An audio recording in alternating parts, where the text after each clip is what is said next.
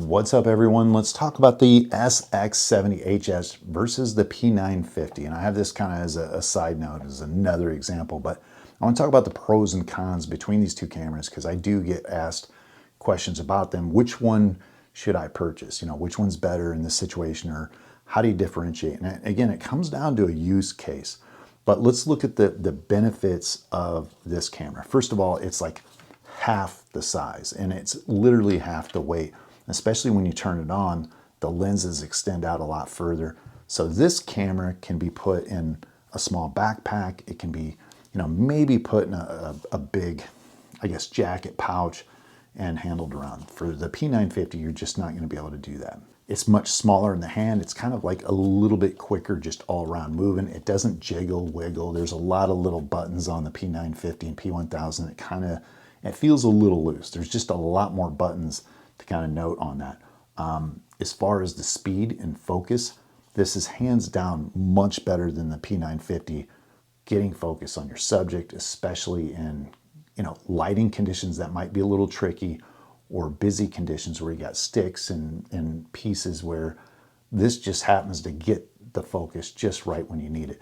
Focus is fast enough. I think you can probably get birds in flight. And then the other thing, performance-wise, these two cameras are a little bit different. This is a speed demon in comparison to the 950.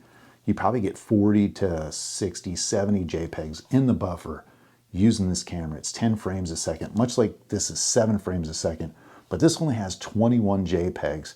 This has 50 or 60. Now the 21, once you hit the limit with your P950, it locks up. This camera will slow down, but it's still functional. It still has function. And the fact that it clears the buffer quite rapidly. So you can burst down, get another 20 or 30. If it starts to stutter, just lay off the trigger for a second, and then you can go back onto it. So performance-wise, it's hands down much better. The cost is $200 cheaper, so that might be something you're interested in. The ISO steps, which is really important when we talk about the negative things. ISO, you can do it in like half steps, third steps. You can go from like 200 to 320 to 400. You just have more availability, where this is like a 200, 400, 800. You can go to 560 and 600 and all that stuff. Obviously, if you're a big fan of Canon colors, this is the ticket. One of the things, when you nail the exposure with this camera and you get the ISO and everything perfect, it looks very similar to a Canon DSLR. The colors and the feel, it just has a really good, relaxed feel about it.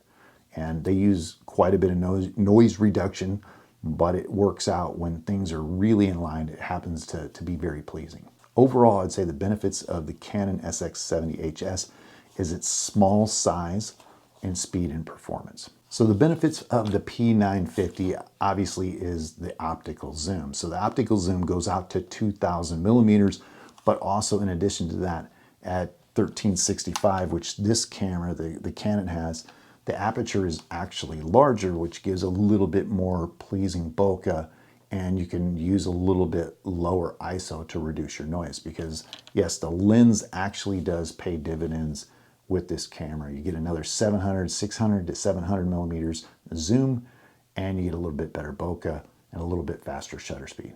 In this case, you have a hot shoe, which is awesome. I would say the EVFs are pretty equal. If you look at the controls on this, what I call a true bridge camera, this system obviously puts the Canon to shame. You can do manual focus. You can do exposure compensation just by using different rings and that. There's a lot of different customization on this camera. So yeah, it's pretty much set.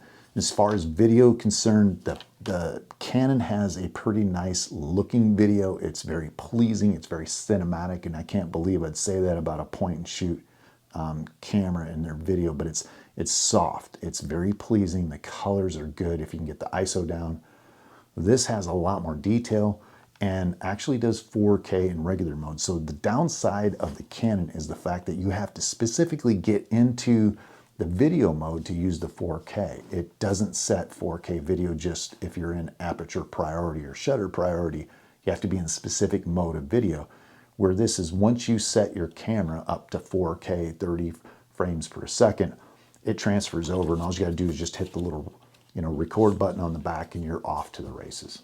Speaking of the video quality, it is a little bit sharper and a little bit more detailed. It can kind of at times be over sharp, but just know you can kind of bring that back down in line and you're going to have a noticeable difference in detail versus the Canon. So obviously this is bigger in hand. It weighs about twice as much as the Canon. So if you're somebody with bigger hands or wants the dials and everything to be in the place that you got, it's an advantage. Color contrast. This is one of the things that's not mentioned. Every camera, the smaller cameras like this with the smaller lenses have a tendency to have less color and contrast. And then as you go up in lens size, it seems to be a little bit better. And this is no exception. So this has less color contrast than this. This has a little bit better. And then the P1000 bigger lens, a little bit better bokeh and a little bit better color and contrast and handling those lighting conditions. So lastly, let's get into the image quality. That's the big one everybody's going to ask. I would say overall, this camera, this sensor, this everything is better. And there's a lot of reasons. One, you have the better, bigger lens. You get a little bit better bokeh background and you have a smaller sensor with less noise. And the noise reduction that's in there, you can turn off and it gets kind of noisy, but you can rework it with topaz and that. And you can shoot raw and it shuts off the noise reduction. Not to say that this image quality is bad, you just have to kind of really watch your ISO and you'll start to know the camera when it will start kind of freaking out with that aggressive noise reduction. When you nail the photo, it looks really, really good. So out of the camera with both images that are perfect, I prefer the Canon because it's a little more soothing. It's definitely cleaner, but if I have to modify it, which a lot of times I kind of have to clean it up or do something, I prefer the Nikon. So overall, the Nikon wins the match as far as image quality and moving forward. So folks, if I'm looking at this objectively, which one would I buy? And it always comes back to a use case scenario. You know, which one how do you use the camera? So if I'm hiking and it's not really a big deal, like photography is not my #1 priority, I'd probably take these two. And out of these two, I'd take this one because hands down, this is a little bit better performance. You have an EVF that's very nice and it works and you can fit it in a coat jacket. If you're looking to do a specific photography function, like go to a bird haven or do something where you know you're going to take photographs and that's what you do and you want the best opportunity, I would take the 950 or the P1000 just because you got extra zoom. The image quality is a little bit better. You're going to suffer on the performance, but there's ways to work around all these limitations. I just feel like this is a better all-around true bridge camera, and this is kind of a point and shoot. So bridge cameras are one of those things that have gone out. This is sadly, I think, the only one left, where it has your full slew. You got audio in, you do have audio on this one, but you got a hot shoe. You have everything available like a DSLR. You just don't want to pay the price for a DSLR. And there's some setbacks with the DSLR and the weight. So it gives you everything there. This is a simplified version of this camera.